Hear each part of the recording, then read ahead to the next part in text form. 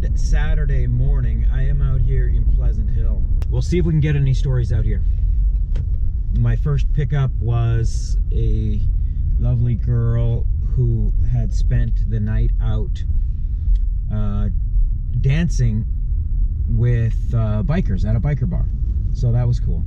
And now I'm at Walmart. So we'll see. Maybe I can get an episode today. I don't know. Out here in Pleasant Hill. Okay, well, that was cool. I just gave Jimmy a ride, and apparently I wasn't in Pleasant Hill anymore. I was in Martinez, so that is my first ride ever in Martinez. So thanks, Jimmy. Okay, I don't know what that is, but I'm on 680 going south, and there's a cop on the other side of the road that has the entire... He has the traffic stopped completely. I don't know if he's going through every car or what. Anyways, I am Gregory Lane Monument Boulevard is where the area where I'm in. So maybe I'll find out something about what's going on there later. But he's got the traffic completely stopped, and he's letting like one car through at a time. So that's interesting. Okay, this is interesting. I'm on, I don't even know what road I'm on. I'm on 24 headed south, and just ahead of me is something's on fire. Let's see what the fuck it is.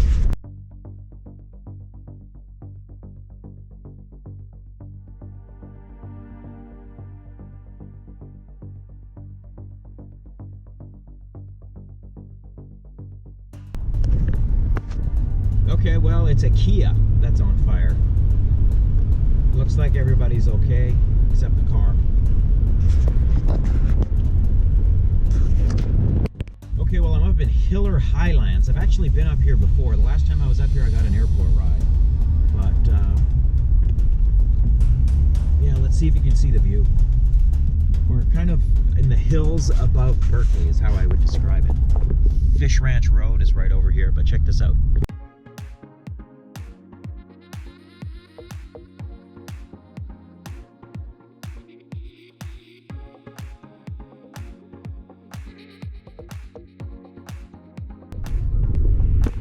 See the whole bay.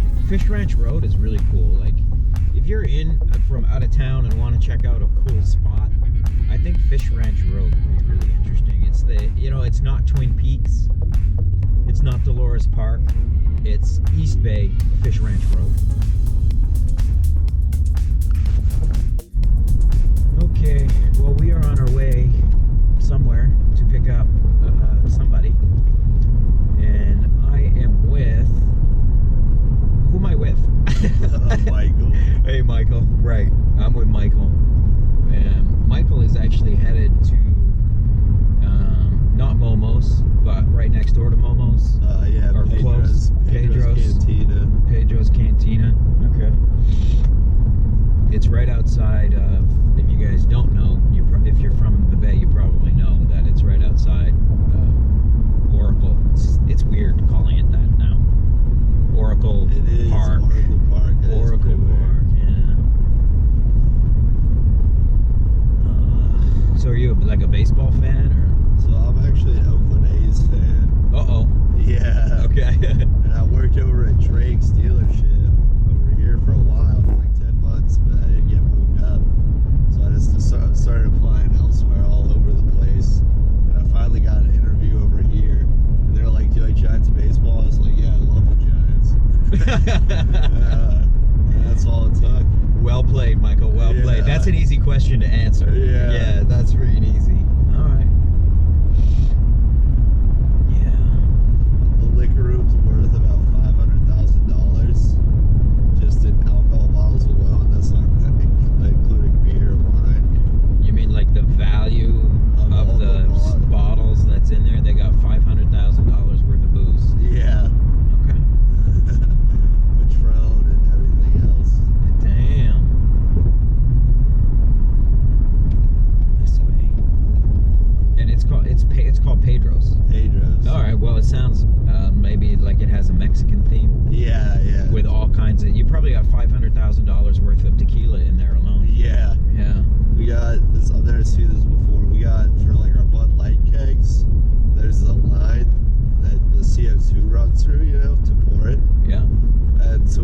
kegs that connect to each other and then go to the line. So there's 2 kegs going to one place at the same time. Oh, that's fat. It's like double tapped. Yeah, oh, shit. double tapped.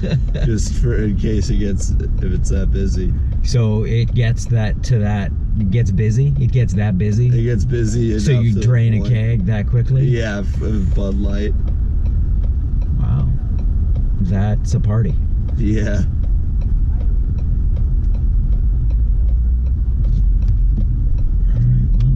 Let's go this way. Oh, have you ever been up to Fish Ranch Road? Yeah, like Grizzly Peak. Grizzly Peak? Yeah. Up Fish Ranch Road. And look, I got a ride up there like about a year ago, actually. And the guys were telling me people hang out up there. Oh, it's yeah. like, yeah. Smoke up there. Yeah. So people kind of party up there is what they do. Yeah. It's an amazing view. Like you can see the entire bay. Are you from out here? I moved here a year ago. Oh, really? Yeah. So Nice. I'm still kind of learning. But I always thought it'd be cool to head up there and hang out. Yeah, Right. you just post up. Yeah. Edges. Yeah. Do like a little time lapse thing out there. Yeah. Might be cool. Plus you can see all the planes coming in. So I'd like to go there.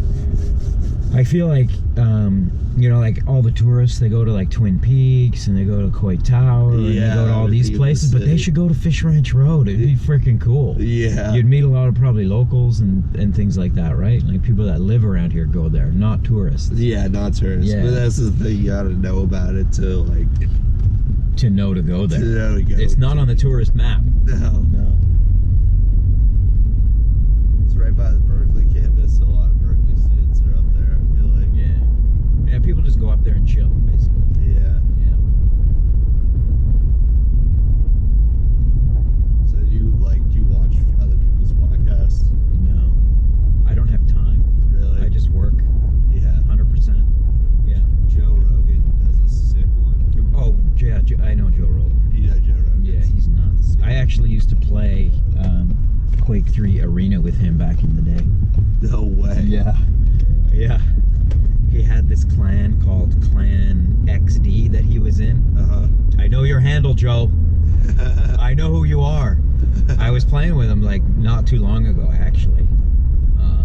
Like I wouldn't say that we're friends, but I absolutely know who he is. Yeah. Yeah. I know his handle. I know he plays every now and again. Yeah. Awesome. I remember actually I was like I wanted to join the clan back in the day, Clan XD. Yeah. And they were like, this was he did Fear Factor. Yeah. This was around the time or maybe before Fear Factor. Uh-huh. And they were like, dude, if you want to join the clan, you have to like get in a helicopter, and I can't even remember what they asked me to do, like something like completely asinine. I was like, okay, well, that's silly. I didn't realize at the time that, this is something that people are going to be actually doing on TV. Yeah. I should have said yes, is what I should have said, and then I would have ended up on an episode of Fear Factor. Yeah. Yeah, you should have said yes. It's hilarious. Yeah. So, yeah. But yeah, Joe Rogan, I mean, he's a beast. Yeah. I mean, his podcast is hilarious. His stand-up is hilarious. Like, he's fearless. He's the man, really. He's got millions and millions and millions. From, what is it, to MMA? Yeah, he's a huge mixed martial arts guru and fan. Yeah. And maybe even a bit of a student. I don't know. All right, well, we are going to go find Ahmed here. So, right on. Yeah. Ahmed. Yeah. So, I just dropped off Michael. And I'm with Ahmed. And, yeah, Michael got to work okay there at Pedro's, so he's going to go check out the game there. And, yeah, I'm not sure. What are you up to today, Ahmed? I'm on my way to a friend's place because we're going to this thing called Ecstatic Dance in Palo Alto. Oh. Yeah. Ecstatic dance? Yeah. What is that?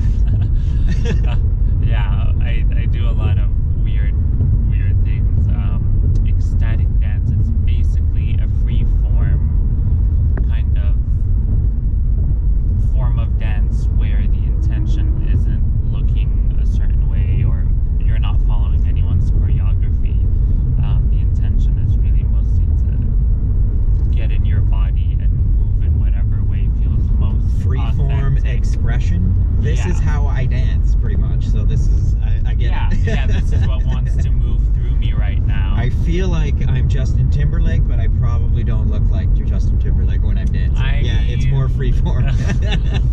You'd be surprised. There's definitely a lot of good dancers in these spaces. But yeah, I agree. It's more about how it feels, and that's where the name ecstatic comes from, because I think the name has its roots in more like ancient, and not just ancient, they still happen these days, but forms of dance that tribes would do, which is called ecstatic or trance dancing, where basically you dance so much until you kind of get into this state of ecstasy, or even kind of like altered sense of reality. Like some kind of spiritual experience that happens. Yeah, you could definitely put it that way. You could put it that way? Yeah. Okay. Yeah, I feel you getting kind of philosophical and spiritual pretty quickly. Yeah. So what do you do? So I practice astrology. That's what I do. All right. Yeah. Okay.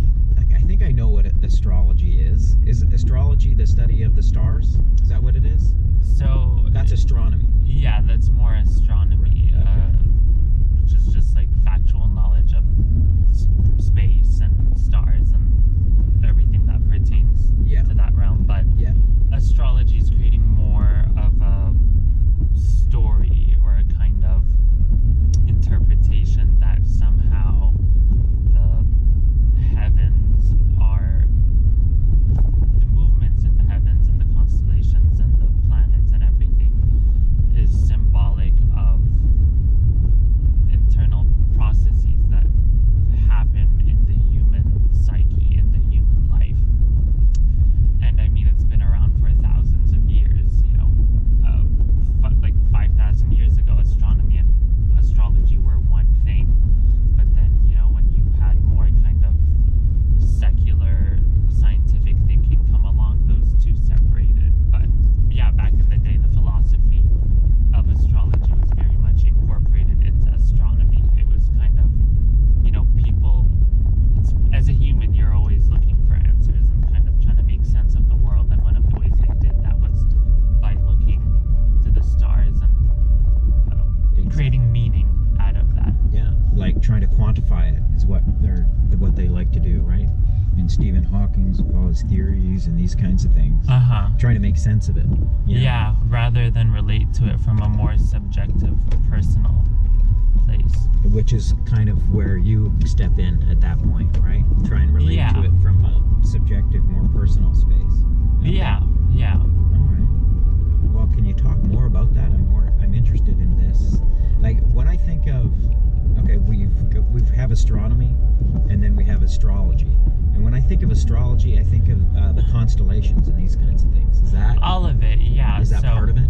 People generally hear astrology and they think horoscopes, which horoscopes is just one aspect of astrology. Okay. And unfortunately, most of the horoscopes out there, it's really just such a bastardized version of what astrology is, because it's generally written by people who actually know nothing on astrology. And then you have people, you know, or more scientific people reading it and being like, oh, that's total bullshit. Like, who believes in astrology? Yeah.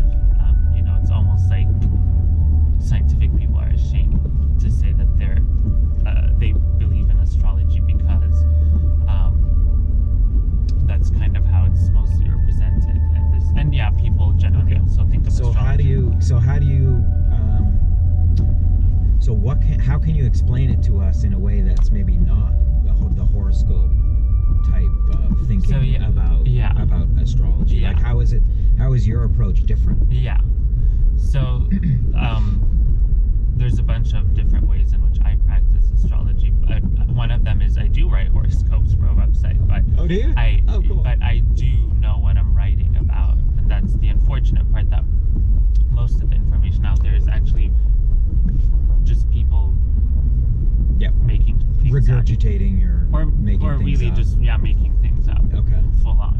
So when you do the horoscopes, I'm actually looking at the chart of the heavens in that moment, and I'm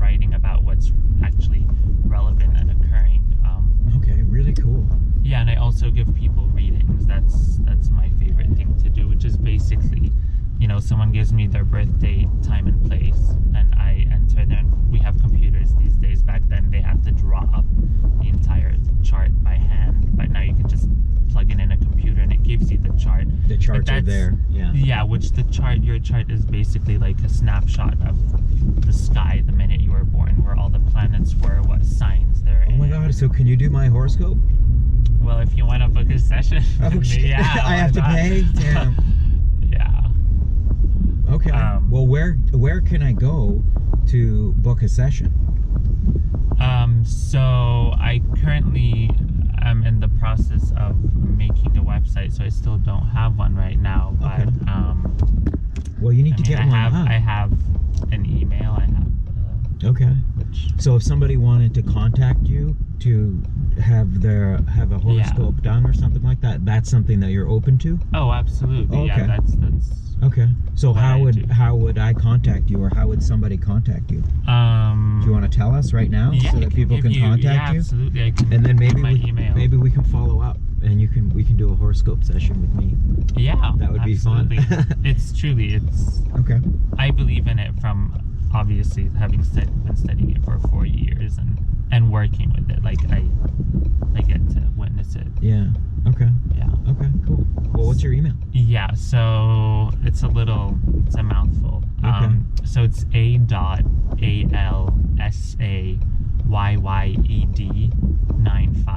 ALSAYYED95@gmail.com. I also need to find an easier email. That'll come with the website. You need to work on your marketing maybe a little I know. bit. No, absolutely. But that's cool. So this is what you do. This is what I do. This is fun. Yeah. Yeah, and Yeah. basically, really, it's like when I'm looking at your chart, I'm telling you all about you and your story and what your strengths are and what your weaknesses are and how you can find healthier, more constructive ways of relating to the not, to your quirky bits. And So Yeah. can you tell us, how did you get into this? I'm curious. to the extent that I do it now, I found my teacher, Deborah Silverman, who's hilarious. If you want to look her up as well, she has these videos acting out the different signs and. Oh, cool. Is she on YouTube? She is on YouTube. Oh, yeah. okay. So Deborah Silverman on Yeah. YouTube. Okay. Yeah. Well, we should check her out for sure. And yeah, so I found her and I started following her, and she used to have a radio show and she'd give 5-minute free readings. I called her on the show. Again, I was blown away. I was like, oh my God, yeah, like. This is exciting. She read me, like, This is interesting. yeah, absolutely. And like in 5 minutes, I felt like she knew me better than a lot of people who've known me way longer in my life. Fascinating. And yeah, and she was like, you got the chart of an astrologer, you should do it. And I was like, well, you've been doing this for 40 years, so I will take that. Wow. Yeah, and really, I mean, I very quickly picked it up because Okay. it's something I'm naturally Okay. fascinated Interesting. with. Yeah. That's really cool that you found something that's really interests you like that. Yeah. Can you make money doing this? Do you make That's money why- doing yeah. this? Do you survive doing Yeah. this? What the hell? Yeah, Okay. All right. totally. Well, that's really cool. All right. Anything else you can tell us about astrology? Anything else that you want to share with us about astrology and your experiences there? Because Yeah, to anyone who I would say is skeptical, I would say try to look into it more at a deeper level than the basic sun sign astrology that's out there of, generally people think of astrology, oh, I'm a Pisces or I'm a whatever, and that is astrology, but that is literally like less than 5% of what your birth chart has to say. Yeah. And people want to take this 5% and make it everything. yeah. As if, being a Pisces is going to say so I'm a Pisces. So immediately they'll be like, oh, then you're this. And if I, for instance, don't relate to one description of Pisces because I have all these other things in my chart, I'm not going to be like, I don't believe in astrology because I don't relate to like everything. It's not a singular No, absolutely experience not. with astrology. I mean, I can show Is it- you what a birth chart looks like. I can even put it. So, like so this do is- you use numerology? Like, is numerology No. part of it? No, that's No. different. So this That's is separate. what a birth. I don't know. Can you guys see that? Maybe. I think so. Yeah, I'll turn the brightness. Yeah. So this is a birth chart. Yeah, this is what a birth chart looks like, and you can see there's like millions of things in there beyond whether you're just an Aquarius or a Gemini or whatever, and Right. you really get to know yourself on a deeper level. I don't know if I want to know myself. A lot of people don't. Yeah. Yeah. Right? I mean, Yeah. that's an interesting kind of place to go. Like to have somebody tell you, you know, Mirror you back who to you yourself. are. Yeah. I don't know. I don't Yeah. know. Yeah. Well, thank you. I must get running. Okay, for Ahmed. dance. Well, that's fantastic. Thank you very much for doing that. Okay, we are over here in Excelsior. Started my day in Pleasant Hill and set my destination filter to home. So now I'm up in Excelsior where I just dropped off Pedro. No, I didn't drop off Pedro. I dropped off Michael at Pedro's.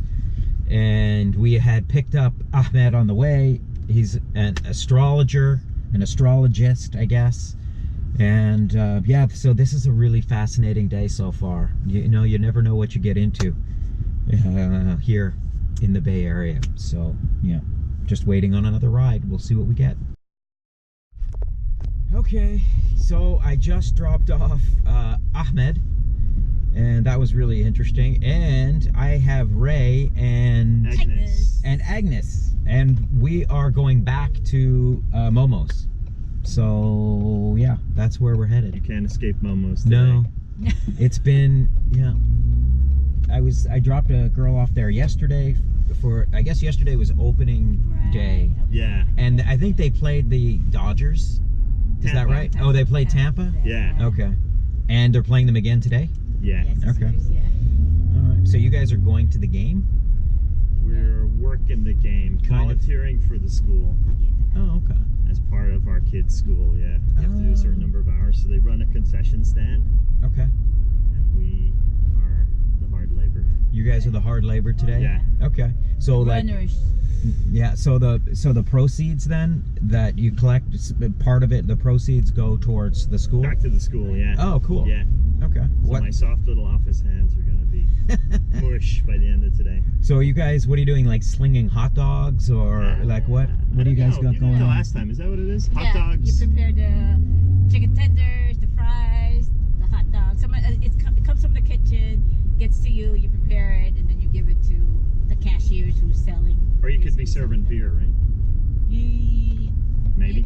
Yeah, actually you're right. No, Yeah. well, you're not. It's the cashiers that Yeah. does the serving of the drinks. Okay, so there's maybe like a group of you? Yeah. Yeah. Got it. All from 10, the 12, school? 10, 12 parents from the school, yeah. Yeah. Bonding time. Cool. Well, good for the kids, right? Absolutely. The money goes into the school, and that's helpful. Yeah. It'd be nice to be able to sneak some of the game in. I know, but you won't. You'll No. be so busy. I'll be Yeah. working. That's why I was kind of praying for a bit of rain today. Well, you got it. But then I was thinking if it rains, Blame rain. people might drink more. So that might actually be a bad tactic. No, it'll be fine by game time. Yeah. So Just checking it. yeah. So are you guys Giants fans? Yes. Absolutely, yeah. Yeah. Big time. Okay. Although we're not. So it's kind of our first game of the season, Yeah. Okay. but not a real game. Yeah, you're. Our first real game will be Metallica night Yeah. against the Yankees. What is it? Metallica night? Metallica night against the Yankees. Performing. They're doing the national anthem, and I think they do music in between the innings or something. Oh, that would be a fun game to go Yeah. to. And it's the Yankees, so it's kind of double bonus. Okay. Yeah. Well, you get your because your twin's gonna be in town. Yeah. It'll be good fun. So the Giants as a baseball team are in transition. In transition. Yeah. Yes. Yeah. Okay. That's a good way. To Yeah. It's going to take a while. This is how we talk about the Giants. They're transitioning. Yeah. But They're- I told you, I think people got greedy earlier because they won those 3 and people thought that's how it should be. They kind of forgot the 50 years before. Yeah. So yesterday was the first home game. Yeah. Have they had, I guess they were playing prior? Yeah. Yeah, Away they games? did San Diego Dodgers, and LA. yeah. Okay. Yeah. And they lost. Yeah. Okay, so it's transitioning. Yeah. Yeah. They're transitioning. We'll be back. I still like the terminology. I love it. We'll be back. All right. But it'll be interesting to see the fans now. as they go into this phase. Oh Yeah. no, the Giants have the best fans. Win or lose, they're there. It's Well- still a good day out. Yeah. Well, you know, the food and beverage fellow that I gave a ride to yesterday said that the Giants have the best stadium. Yeah. He said that there's a ranking system that happens throughout the league, and that the park, we're calling it the park now Yeah. because it keeps changing names. It We'll was just keep it generic. it was AT&T Park until now it's Oracle Park, but apparently, Ray, you were telling me that even before AT&T Park, it was might have been packed. SBC. Pac Bell when it started, Yeah. Yeah. which I So- still call it Pac Bell. Yeah, but the common denominator there is it's the park, The park. right? It's the city. We live in the city. Yeah. It's the park. We'll leave it as generic. the Yeah. park. Yeah. I like it. Yeah, me too. So, and the game's at 1, I think, right? Yeah. Yeah. So I'm not quite sure what do we do for 2 hours, 3 hours. Prep. Standing around there We get to eat. as she gets Oh. as she gets ready. Actually, you know what? Before the game started, because you just like What's weird is you have to ask permission to go to the bathroom. You raise your That's hand. like being a kid. Yeah. I'm not used to that. I want my bathroom on demand. So now we're gonna have to be disciplined.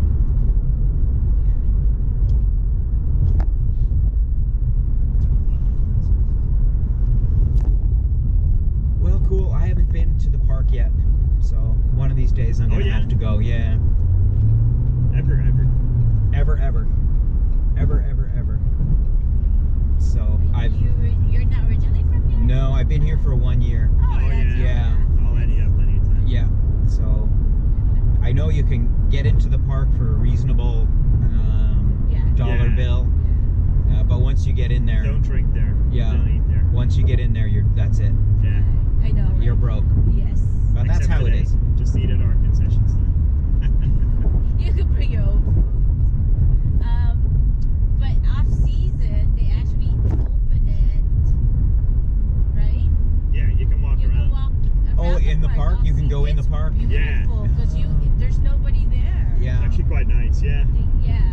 Yeah, it's ranked like the #1 park in baseball, according to this food and beverage guy, for amenities. You know how the beauty of it all the different kinds of Yeah, it's such a concessions nice location, for a man. lot of reasons. Yeah, it's gorgeous. So I will have to go. Yeah.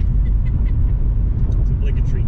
Yeah, but that's cool. So you guys are volunteering there to help out your school, and this is the thing, and your fans. So, Yeah. All right. Cool. Fans and school. All right. Well. Not in that order. School first. Yeah.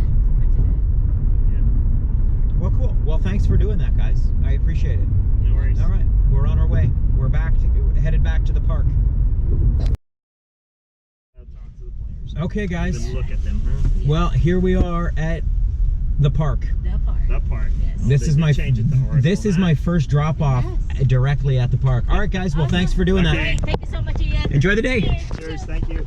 Here we are, guys. Here we go. Oracle Park is up there.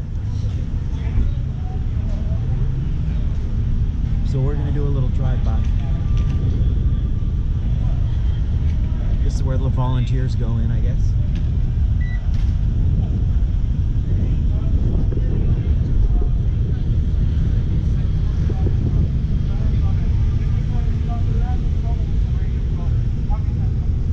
There's that NBC Sports.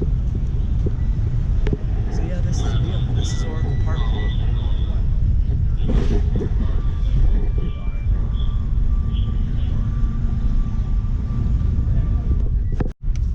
Okay, yes, it's a busy day. Just dropped off Ray at the park, and now I picked these girls up at the Hyatt Place, which is right by Oracle Park, right by the park.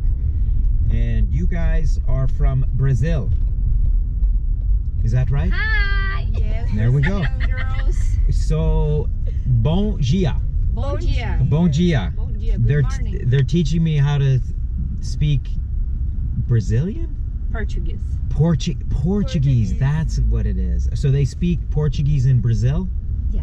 Interesting. Do they speak Spanish in Brazil also? No. No. It's all Portuguese. Portuguese. Interesting. So bom dia. Okay. So what are you guys doing in San Francisco? Visiting?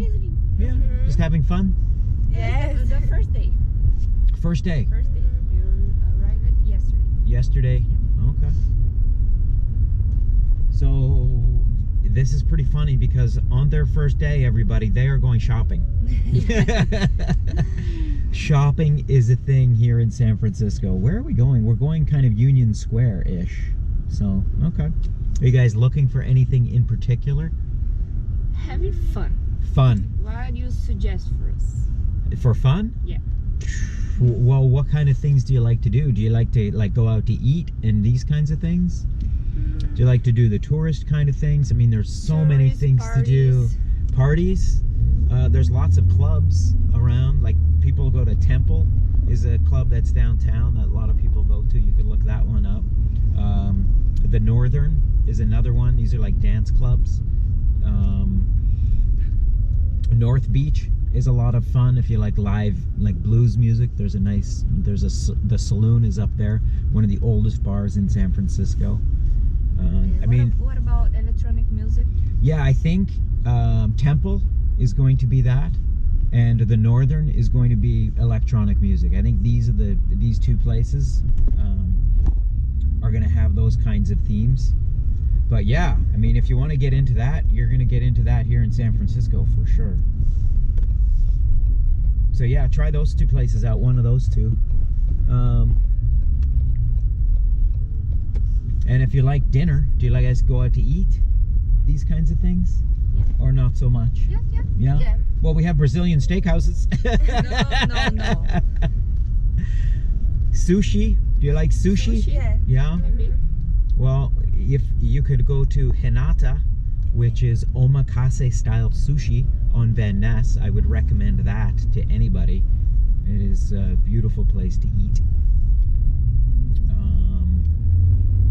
Yeah, I mean, there's so much to do here, you girls. Like, so much. You know, it's just a matter of you coming, figuring it out.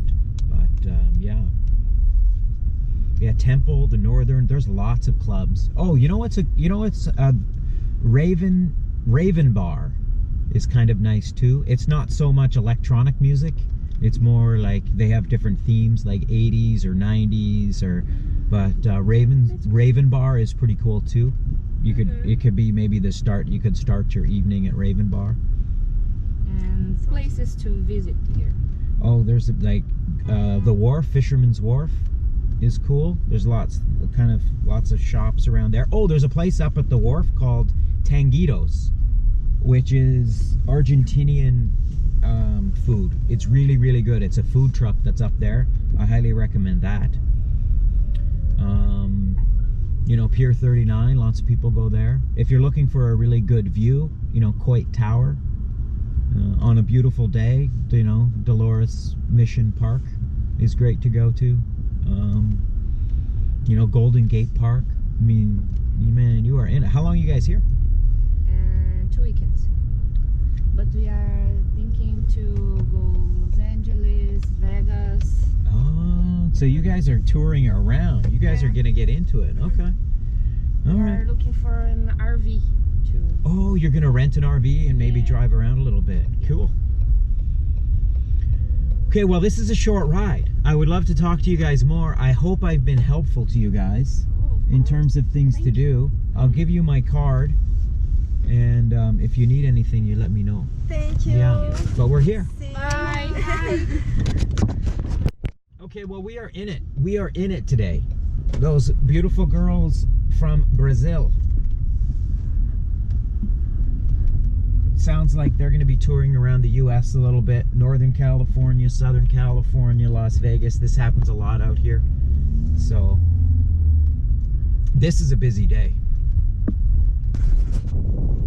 It's only 9:30, and I started up in Pleasant Hill, and this is off the charts day. So, here we go. I need a coffee. I'm gonna find myself a coffee right now, hopefully, before I get another ride. Okay, and there is a coffee shop just up here on Sutter, so if I get lucky with a parking spot, I'm good. We're gonna find out in this quick second here. Here it is. What does it say? No parking 2 a.m. to 6 a.m. Tuesday to Thursday. Street cleaning. Yeah, I'm gonna run in.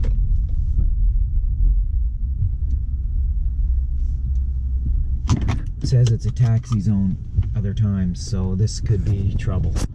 I'm gonna run in.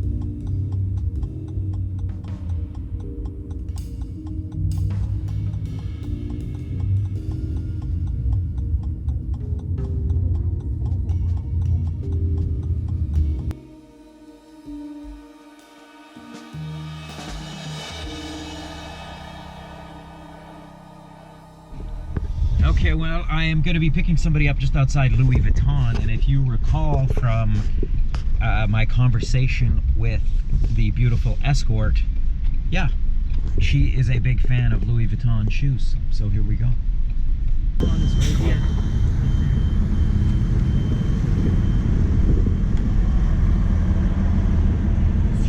Hey guys. Okay, so I just picked up these guys outside of Louis Vuitton, and this is fantastic. We're headed up to Pier 33. You're just asking how long it's going to be to get up there. It says about 10 minutes. Perfect. About a mile and a half, so yeah. What do you guys got going on up there? Alcatraz. Oh, you guys are going to Alcatraz? Yeah. Okay. We're excited. Yeah. Cool. I haven't done it yet. Yeah? No. I feel like, you know, when you live here, it's the kind of thing that you do with somebody that comes to visit. So I'm waiting for somebody to come to visit me, and then we can go. It's always like that. You only do the touristy things when friends come and visit. Yeah. So where are you guys from? Well, I'm from England, but I live in Dubai. What? Yeah, work in Dubai. You do? Yeah. Are you like hedge fund or something, or some kind of finance related? I wish I was hedge funder. What do you do in Dubai, man? I'm a quantity surveyor, so I work in construction. I measure like the cost of construction, basically. Oh, interesting. So yeah. So did you say a costing surveyor? Yeah, but yeah, that's exactly it. Yeah. Costing It's called surveyor. a quantity surveyor. So we basically calculate the quantities and then put the rates of those materials, and then we say the cost of the build's going to be this much. Yeah. So we're like the accountants for construction. Okay. In some ways. Okay. So that's me. That's interesting. So okay, and what do you do, man? I am a project manager. I'm from Ireland, but I work in the north of Scotland. Oh, you do? Yeah. Oh, whereabouts? Like where in Scotland? What's the north of Scotland? It's a place called Peterhead. Peterhead. It's an hour north of Aberdeen city. Okay. that's cool. Yeah, my dad's father was born in Scotland, so I have a big Scottish heritage there. So Whereabouts in Scotland, you know? yeah, Aberdeen, like near Aberdeen, actually. Yeah. He did like the whole genealogy thing and traced, you know, all the clan stuff. He's got all the history of you know, our family, where we came from, and all these things. Pretty interesting. Okay, so you work up there as a project manager. Yeah. All right. What kind of projects? So working mainly the oil and gas industry. Okay. So we're currently doing a project up there, renewing the asset of the pipelines that were installed during the 70s and 80s. So they're currently in a bit of state of disrepair in a lot of areas. So we're taking certain outages at certain times, going in and revamping the pipework and cutting out any defective pipework in places and stuff like that. So. Whew, that sounds like a very complex job to go in, because if you have a big section that needs to be replaced, what do you do? Yeah. Yeah, it's having the materials as well. We've got a few quantity surveyors on our site as well, so yeah. It's, making sure we have the correct materials, because at any one time, you know, you could have a 36-inch pipe cut out, 24-inch, range in very different sizes. And these would be the diameter. Is that what we're talking about? Exactly. Yeah. So these are big pipes. Yeah, big pipe. Yeah. And it's for oil and gas, these pipes? Well, it's gas mainly. Gas. This area that we're working on can supply up to 50% of the UK's gas, so it's quite important.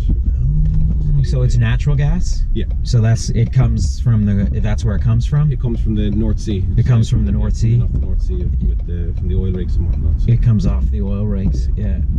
Fascinating. So these are the pipes that take it from the rigs? Or to the rest of the UK. To the rest of the UK. Yeah. All right. Well, that's a big deal. Okay. So how do you guys know each other? We're actually doing an MBA. Okay. And we're doing an MBA in University of Durham in the UK. Okay. And one of our modules is international business. Okay. And so we're linking up with San Francisco University for the week. Yep. Going to various like startups and tech hubs and doing like various talks, and then we do like an elevator pitch at the end of the week of our business idea, and that's the module, and then we all go off on our merry way back home. Okay, cool. So what are you guys going to be pitching? Well, my idea is about like parking, like trying to find like Airbnb for parking spaces. Yeah. Parking is definitely a thing. Yeah. The problem is there is no parking. Yeah, exactly. Make more of it. Yeah. So two of my good friends in Dubai, they've developed like their own business startup about like trying to find parking spaces in Dubai, because it's an issue there. It is, eh? Okay. And so, you know, that's one thing that I'm talking about. And I think there was a couple of other ideas that our group had. Another one is like, I don't know if you have a thing called like Yellow Pages here, but in the UK we have a thing called Yellow Pages, which is like for finding services and whatever. It used to basically be used before the internet was around. Yellow Page, yeah. And so, you know, we were like thinking, well, we should have an app where you can have access to all these services and contacts rather than just going on Google. You just got a bit more of a central hub that you can see the reviews and, you know, various offers that are, you know, through the app. So you consolidate all this information into one spot and give people access to it. Yeah, that sounds reasonable. Everything is, you know, we want to try and, our business idea, we want to try and have it like as tech as possible. Yeah. Just because that's the future. It's all about, you know, tech and data and you know, the convenience of information and these kinds of things, right? Ease of use and all this. So I'm in a different group, so I've got a different idea. Oh. That we're discussing. So we're going to be discussing the use of solar panel powered street lights that are activated by motion sensors. So not so much for urban areas, but for rural areas. You get a lot of accidents on rural roads, and the cabling to install these can be quite expensive.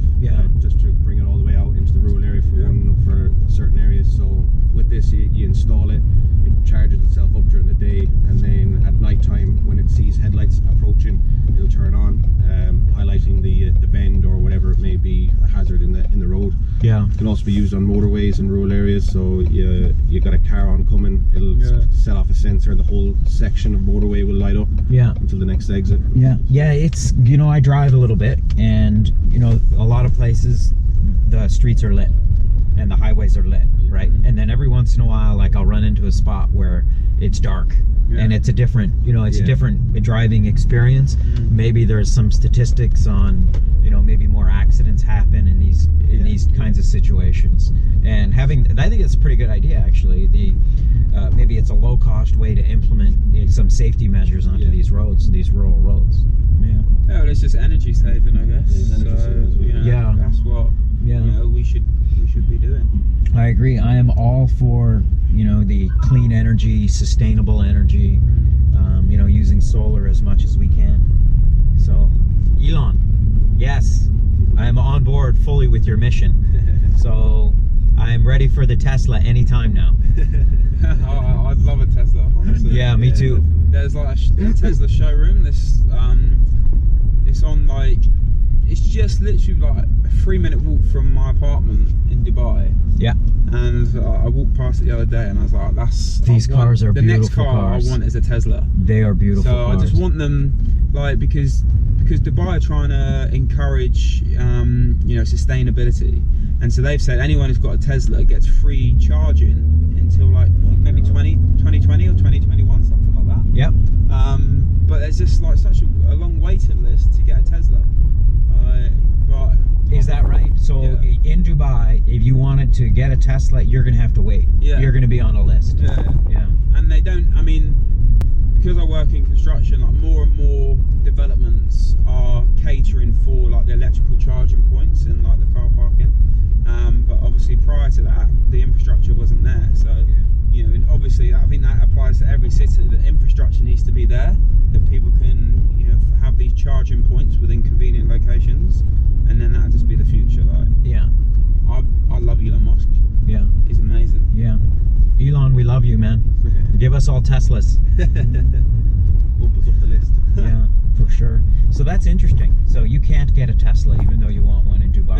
Yeah. Well, that's what everyone tells me anyway. Maybe I'm misinformed. No, but everyone tells me that there's a long waiting list. Yeah. Okay. But you see a few about, and they just look like out of this world. They look like they're from the future. You look in the interiors, just everything about them. Yeah. I've been meaning to test drive one. I haven't gotten around to that yet. I'm just so busy with my project and driving that I haven't had a chance to drive one yet. But they have showrooms here. They have one down in Burlingame. They have one over here on Van Ness. I drive past all of the brand new cars racked up on these trucks all the time. So they're making these cars, they're shipping these cars, but maybe they still need more. The demand is there. I think, in the next 5 years, you'll see them. They're really going to become commonplace. I think in the next 5 years. Yeah. I hope they will be in the next 5 years. Here, man, you see them here everywhere. Really? All the time. All the time. Everybody's got a Tesla. San Fran's forward thinking, isn't it? Yeah. So, no, we're in it, right? Yeah. This is the tech hub. So, where is it? Where is the Tesla headquarters? There's in Fremont. There's a factory in Fremont, and they have a headquarters down in Mountain View. They're kind of all over, but the main, I think the factory is in Fremont, and then they have a headquarters down in Mountain View. I've been to both of those places, picking people up and dropping people off, talking to people who work at Tesla and these kinds of things. So, yes, I am trying to convince Elon to give me, and I'm trying to do it. I'm going to be tweeting him out this episode for sure. Tweet it to him. Yeah, no, I will. He's that kind of guy that he'd do it. I'd love to have an in Dubai, Elon. So. Yeah. Give it to me, and then I'll promote you even more out there. Yeah, exactly. Not like they need promotion. Have you seen his podcast on Joe Rogan? I haven't watched it, but I know about it. I know Joe Rogan very well. Yeah, I love Joe Rogan's podcast, but on that, he's a blast. Elon Musk, the things that he's saying, it's just I think he's just right about everything. He's a forward thinker for sure. I like the way he thinks also. He doesn't, he doesn't play the game like everybody else does. Exactly. He's just encouraging this clean, sustainable energy, and he wants everybody to be involved in it as much as possible, right? Maybe he doesn't care so much about winning as he does just kind of promoting his mission for, clean, sustainable, environment. So, yeah. Well, thanks for doing that, guys. Cheers. We are here at Alcatraz. What time is your? Do you set sail? 10:30. Okay. Well, you guys got half an hour. Yeah. Great to meet you guys. Yeah. Thanks for doing that. Cheers, Have a great one. Okay, so we're here outside Mama's. There's the line. And this is a big scene right now because this guy in the Infinity won't move. So we're kind of, it's a standoff. He doesn't want to move. This guy should back up. I feel like I have a pedestrians potentially behind me. He's being retarded. He saw me pull into this space too. Yeah, to be fair, you just pulled in. I'm trying to go past. I mean, I have pedestrian crosswalk behind me. I mean, I guess I can back up. All right.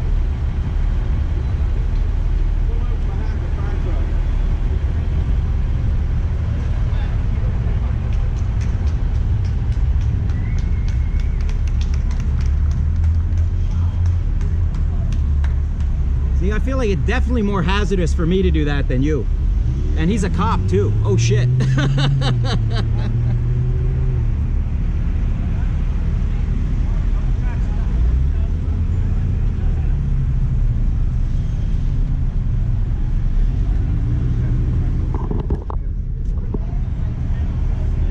Thank you, sir. It shouldn't be that hard. It shouldn't be that difficult. He saw me pull in there.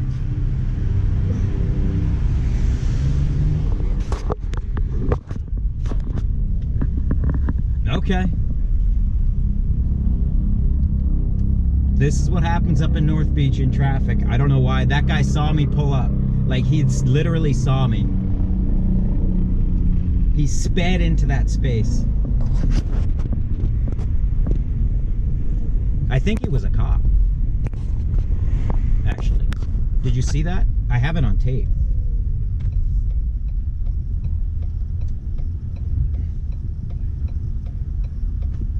Anyways, now I gotta turn around. I gotta go pick somebody else up. Whew. Anyways, that kind of stuff I don't really like. Like, he should have pulled away. That kind of stuff stresses me out a little bit. Yeah, that's true.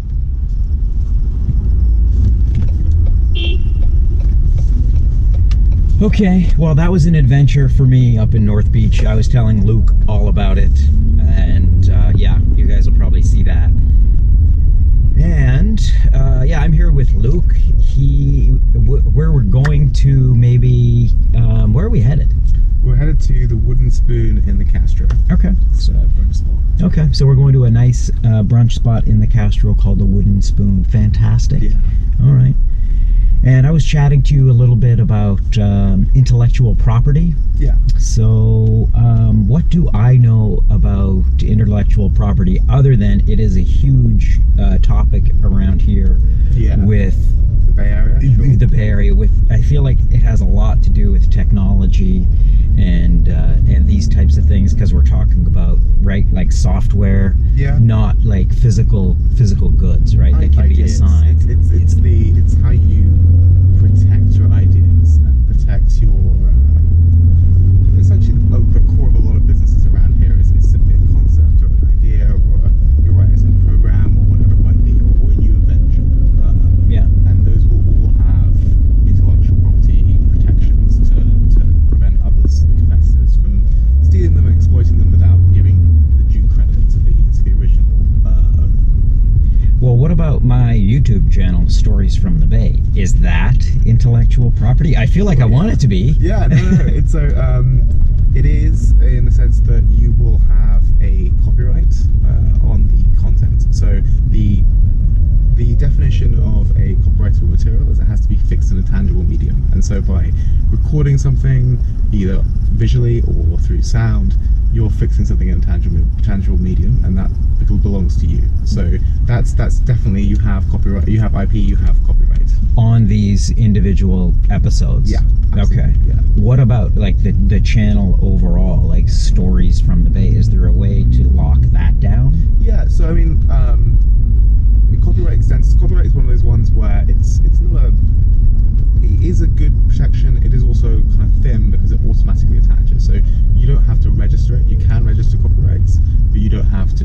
and normally registering it is simply a way of saying like I got there first, and here's a record of me getting there first. Yeah. But you don't have to do that. You automatically get copyright over something you create. Okay.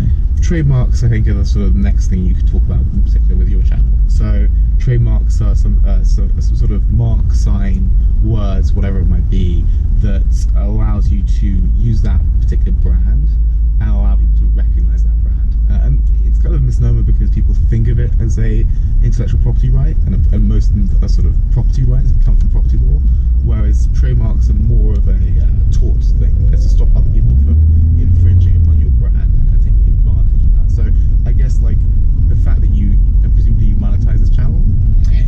Not yet. Not yet? Okay. No, it's so when you do, not to that point yet. and then the trademark, because you'll be using it for commerce, that will become attached to the name of the channel, and you'll be able to probably defend it. I mean, that's the theory of it at a very high level without knowing the specific facts. Yes. That's kind of like the theory of it. So you could also have a trademark potentially. Yeah. If you did it the right way, and that also again, you don't registering is the best way of protecting that, because it allows everyone to be on notice that this is yours. And you can do that at a state level, you can do it at a federal level. And actually, it's an interesting thing, which is that IP is one of the few areas of law that is exclusively, pretty much, the federal level sort of area to legislate on, and the courts at the federal level to rule on. There isn't really that much state level IP. Okay. Because it's it's one of it's contained in the Constitution. It's a constitutional provision, and so that's where Congress, the federal Congress, gets the ability to legislate on. Interesting. So intellectual property is under federal law, Yeah. under federal jurisdiction, Sure. and would be, I guess, litigated on a federal level, not so much on a Yeah. state level. Yes, Yeah. completely. I Yeah. mean, there's a specific circuit of courts for intellectual property matters. Yeah. It's called the Federal Circuit, and it pretty much deals exclusively with IP issues. And various other organisations like the U.S.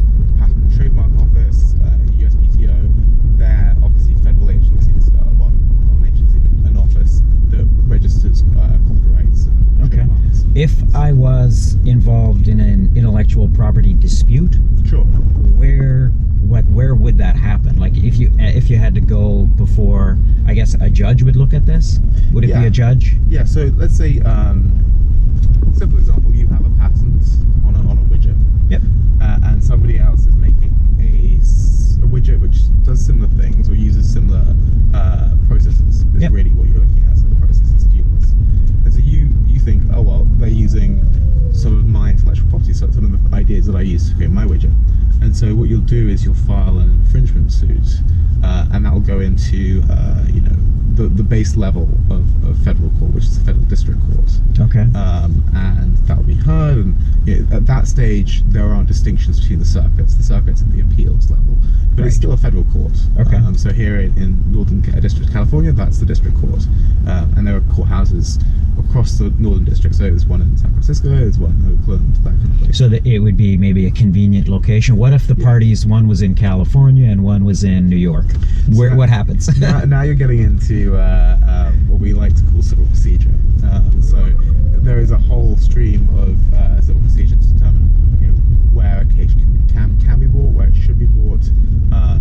They split into two things which are kind of related, but it's sort of to do with personal jurisdiction. So where are the parties, essentially, and there's a whole bunch of questions that I won't bore you in as a case law on that. Yeah, we could probably talk for a very long time on all of this stuff. And then there's another thing called venue, which is all about finding the best forum. Where is the best place to have this case? Right. And so you go through them, and you could probably build like a flowchart almost to decide this. But obviously, each party contends, they argue about it, and there's this whole process which happens before the actual substance of the trial. Wow. And so and lawyers like this because it keeps it going. We're gonna argue for days and hours and hours on all this stuff. Most law students don't like civil procedure, but as if you're a litigator, then yeah. I mean, one of the big things you bring to a trial, and I'm not a litigator, so I can't speak with any authority on this. Sure. But one of the big things you bring is that you to think about the tactics, think about where to bring it, how to bring it, what's your best way to advance motions to get, put your client in the best position. So Yes. that's really a big part of your job. The strategy Yeah. as to where can have an impact, I guess. Exactly. I mean, ultimately, a judge would be looking at this and deciding it. It would be a judge. Yes, Yeah. yeah. Be a judge. Yeah. Article 3 of the Constitution is the one which deals with the judiciary, if I remember correctly from my constitutional law classes. Yeah. And they have authority over it very clearly over this kind of area. Yeah. Okay. Yeah. And the states aren't involved in this part of the litigation side? Yeah, not typically in IP, just because of its constitutional nature. Just So- the feds stand up, they're up here. Yeah, They're above it all. and that's not true for, there's a lot of areas where that isn't true. So, a lot of crimes, for example, or torts, in fact, are state Okay. level. Yeah. They in fact, they vary between the states. And often people don't appreciate the fact that, America might be a federal republic, but each state has a varying degree of laws in terms of very basic sort of way it treats, criminal acts and tortious acts, that kind of thing. So there are areas where the federal court system doesn't really get involved, or isn't going to be the first place to bring a case. And what about internationally? What if it's, do you get into international IP disputes? And what happens in, Yeah. So international law in general is a really tough subject because there isn't like a strong regime about it, right? So it's it relies on consent and treaty building and kind of just like very often accepting sources of law. And then you build on top of it the fact that you have monoist jurisdictions which simply ratify treaties, and if it's self-executing, it gets put straight into law. You can enforce your rights under the treaty. And then you've got dualist systems which require some sort of domestic legislation to give you the rights that you have. So you have to ratify the treaty and then enact domestic legislation. So an example would be France is a monoist situation. The UK, where I'm from, that's a dualist system. So monoist versus dualist systems. Yeah, and the interesting thing is America doesn't sits in the middle. It has some aspects of a monoist system and some aspects of a dualist system. And you know what? That's kind of typical actually. A lot of countries have this kind of thing where they'll go, so this is the general rule, but then there are exceptions on these things that we want to, say like if it's hasn't got self-executing, hasn't got clearly defined legal rights, we don't want it to apply directly because it's too vague. We want to be able to create our own legislation. Right. Yeah. Countries are a thing. I feel like China there might be some disputes with China over intellectual property in a very big way. Yeah. It's obviously the current administration is very interested in enforcing those kind of things. But I think also you need to accept that it's a complex area and they're getting better at it. They're still not perfect. Politics and international diplomacy and all these things come into play probably when you cross the borders and dealing with intellectual property. And there's a lot of give and take, but hopefully they'll start to move in the right direction and we'll see some real progress. Okay, Luke. Well, thank you very much for participating on my channel. Pleasure. You are the first attorney that I've had on here, and put you off more attorneys in the future. oh man, no, it's great. I usually don't get along with attorneys very well, but you are amazing. That is brilliant. I could talk to you all day about all of this stuff. It is super interesting. Okay, Luke. Have a good one. Yeah, thanks very much. Okay, well, there we go. North Beach to the Wooden Spoon here in the Castro. That was fascinating talking to Luke. He's the first attorney that I've spoken with on my channel. That was very generous of him to speak about these, these issues that happen around the San Francisco Bay Area dealing with intellectual property. So, there we go. Onwards.